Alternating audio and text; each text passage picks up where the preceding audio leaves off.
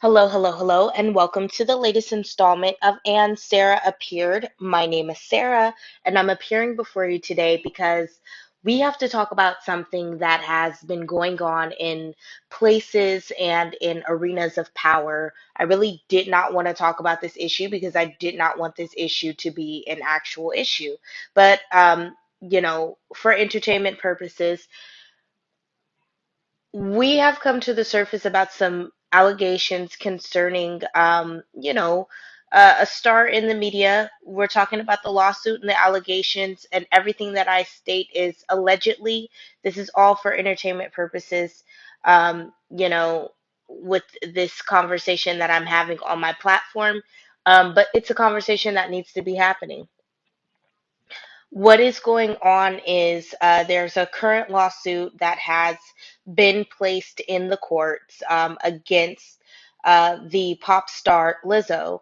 And the lawsuits are allegations of sexual misconduct and an abuse of power, not only from Lizzo, but also from subordinates underneath her that were professionally hired by her to act as a managing role over um, dancers and entertainers and performers who were contracted to work specific jobs for specific performances. Okay, the allegations are quite heinous.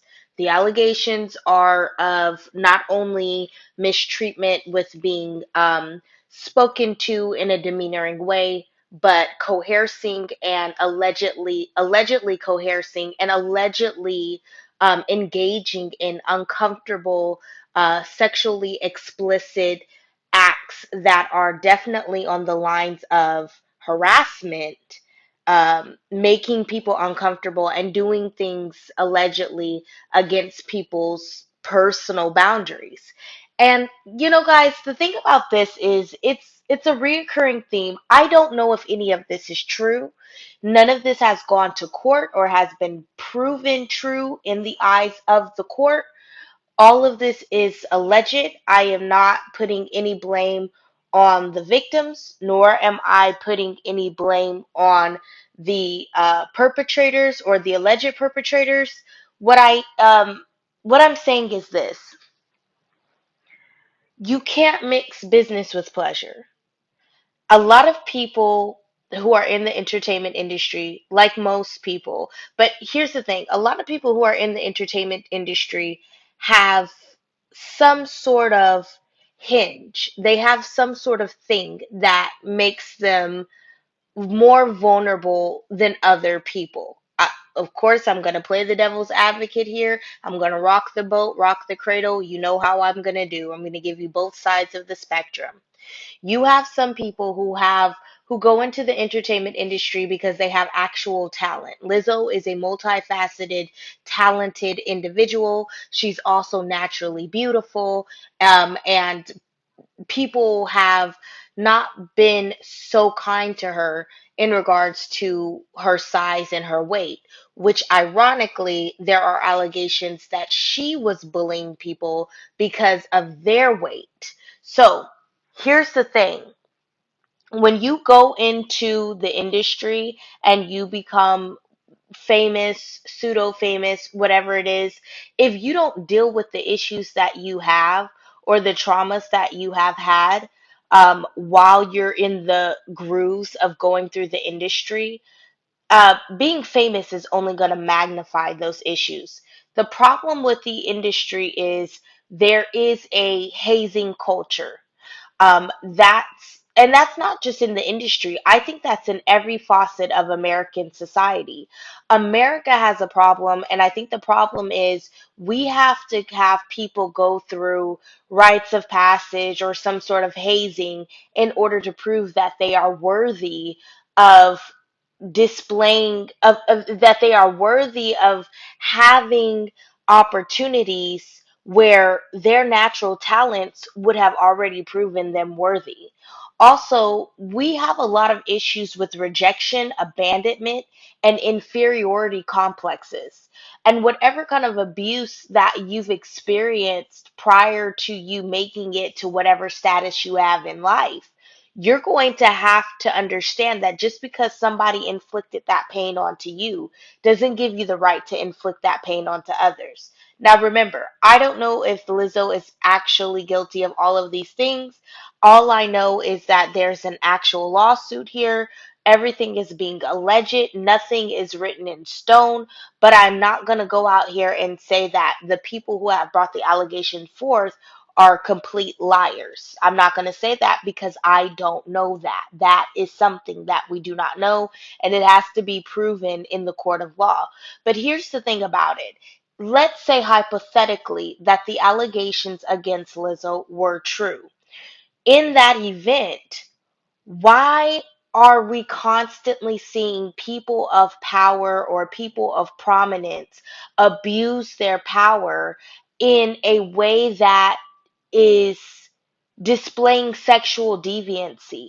What is the purpose of that? Why is everything riddled in sex, sex, sex, sex, sex? All we have, and everything that you do. And I talk about this as an African American woman and as a dark skinned African American woman. Um, some people say brown skin. Let me tell you something. I was born in 1992. So, with that, I've always been called dark skin, and I never associated that with a negative connotation. Society has.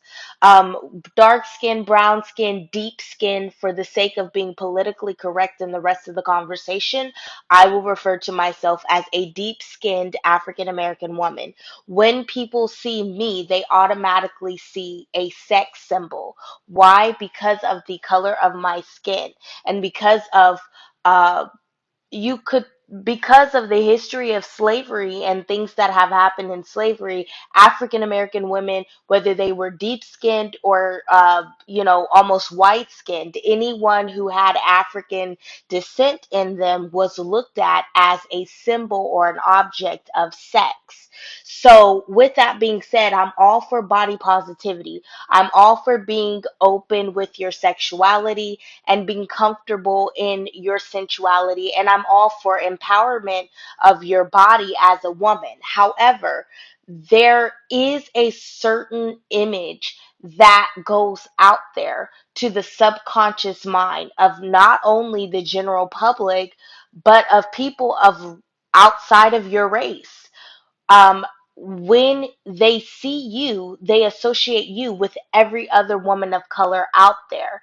And so you could easily be typecast as the unpolitically correct bedwench or whore of Babylon or whatever negative connotation slut that they want to throw out there and try to say about you. We know that when these individuals get on stage, they are performers and they are putting on a performance. It is entertaining to watch them. We saw the greatly esteemed Prince Roger Nelson perform and do things on stage that outwardly expressed his sensuality and his sexuality as a human being. And we loved it and we adored it and we applauded it. And it was a sexual revolution for both men and women, not only of color but just in this nation, to be able to say we're human beings and everybody has sex. So I understand that aspect of it and I get it. But when you come off of stage, whatever you do in your private life, stop inviting the workers to join in on that. But here's the thing about that. A lot of people feel like they have to have a cult following. A lot of people feel like they have to have complete dominance and control. It's no difference than some of the heinous things and some of the things that go on in church groups, in fraternity and sorority groups, in any kind of clique or any kind of uh, any kind of clique that you would have, or social club or social circle that goes on um, in society. All of this happens. All of this goes on. All of this happens, and it always is surrounding that your power. To solidify your power, you have to be able to dominate and control and also incite some sort of fear upon people who are your subordinates, and you have to dictate their sexual behavior and their sexual actions. People are accept with People in America are obsessed with pimp culture. Women and men. Women are pimping out other people. Men are pimping out other people. They're obsessed with pimp to hoe culture. And it's something that we thrive off of because it gives them a false sense of dominance, of prominence. And I think that people forget that there is laws that are against this type of behavior. I understand that it's cool to highlight certain aspects of counterculture, such as, you know, anything that you do that's alternative to what mainstream society would be doing. But with that being said, you can be prosecuted for some of the actions that you choose to infringe upon other people. You know, we we have to get away from this whole mentality of, I'm going to do whatever I want to do because it's I'm calling the shots, it's my world and everything. It's not your world. You are a part of the world. You have your own ecosystem. But when it comes down to it, people have people have you have to respect other people's boundaries. And it's not so easy to say it's my way or the highway. You can't do that. You cannot allegedly coerce somebody into basically performing alleged fellatio on a professional dancer as part of some sort of rite of passage to say that you're down with the gang or you're down with the clique because you were able to perform this sexual favor or you were able to do this hazing type task to be able to ensure you job security. And once again, all of this is alleged claims, but this happens all the time in every facet of culture. In every facet of American culture. It's like in order to show that you're worthy, you have to be degraded. And it always has a sexual innuendo or a sexual undertone that's attached to it. And it's like, do we live in ancient Rome? What is going on here? Like, we're like at this, it's getting kind of, well, it's getting kind of animalistic here. It's getting kind of like, okay, what is this about, anyways? Why do we have to engage in certain things and have people go through certain things in order to prove that they are worthy of the positions that their talent has already proved that they're worthy for?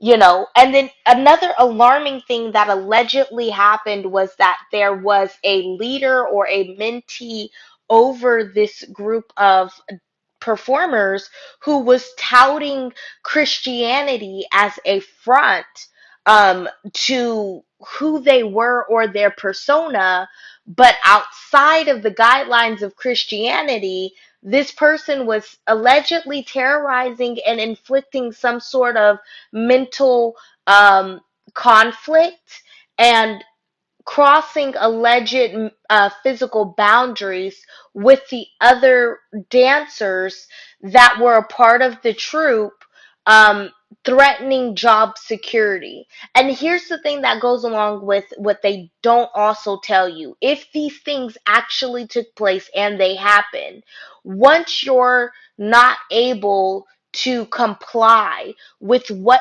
someone says you need to comply to within the industry, they automatically will label you as difficult.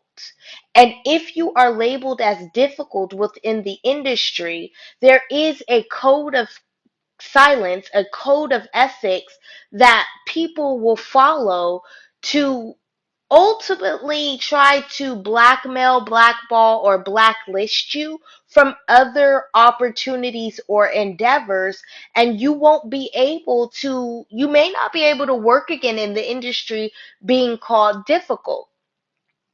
And that is unfair to call someone difficult when you put them in a compromising position allegedly to go against not only personal morals, but to go against potential health risk of who they are as a person. Like, to go against health risk, that's a health risk.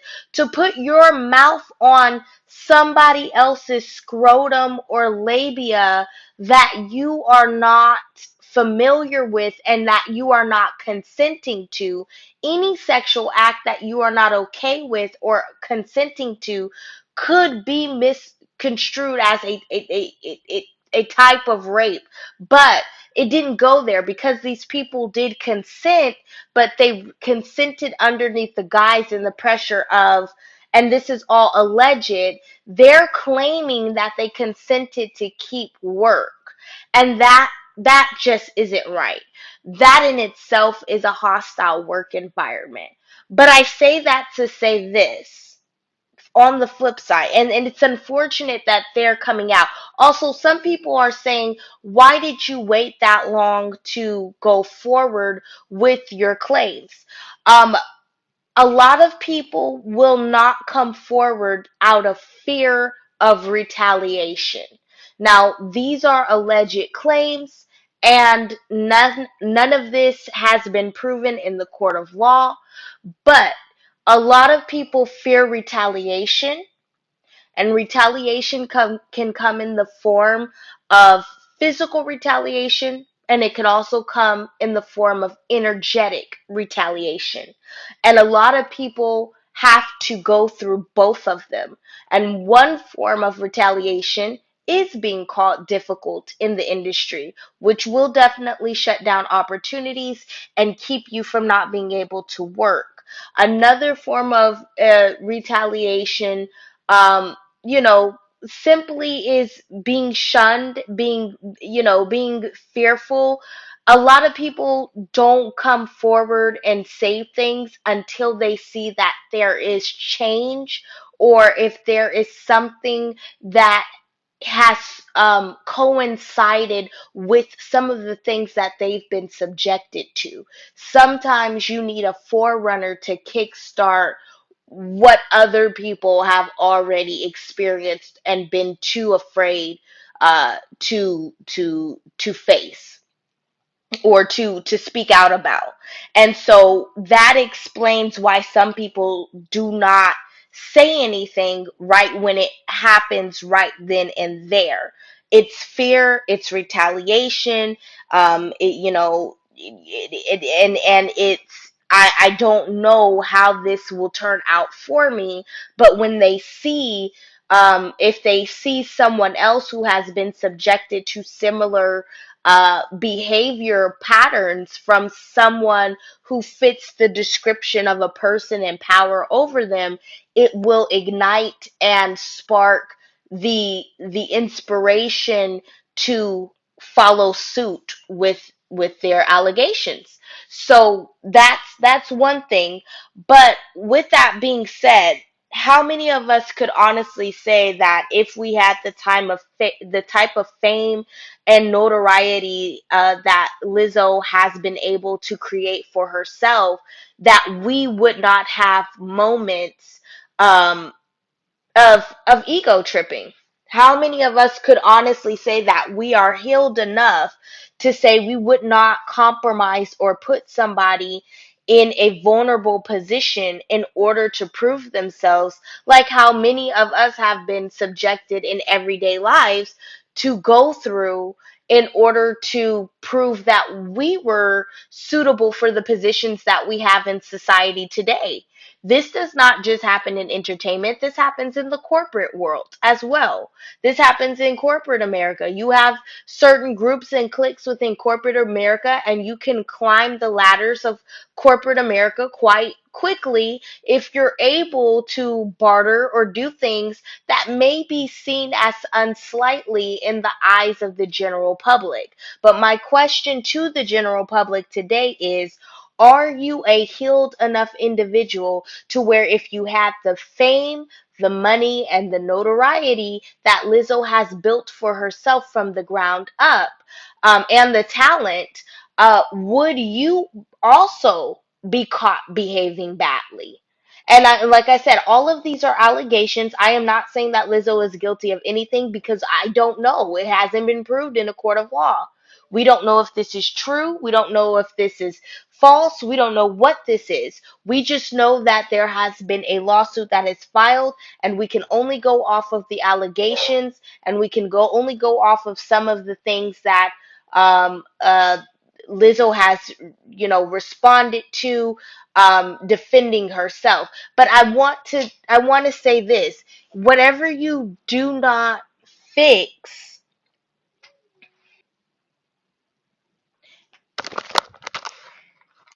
And we're back. We had a brief intermission, but what I was saying was, how many of us can say that we're actually responsible enough as human beings, as adults, to be able to say that we wouldn't subject somebody to any kind of abuse, to any kind of hazing, or subject someone? How many of us would say that we wouldn't use the type of power or status that we had to be able to kind of, corral or organize people to bend to our will?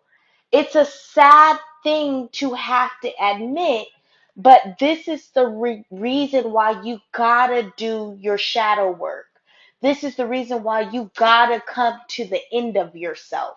Because when you come into that status of notoriety, fame, or when you come in, you don't even have to have notoriety and fame. I just told you, there's people that you don't even know who are working in private sectors, who are working in white collar America, who are even working in blue collar America, because they have a position or they have a title. They subject other people to this type of behavior all the time. And so this is an issue of the soul that a lot of Americans have to deal with. Not just Americans, but because I live in this country, I can only speak to this country. You got to deal with that issue. You have to deal with whatever abandonment or whatever neglect or whatever abuse or trauma that you have. You're going to have to deal with that on your own, because it's very hypocritical of us as a people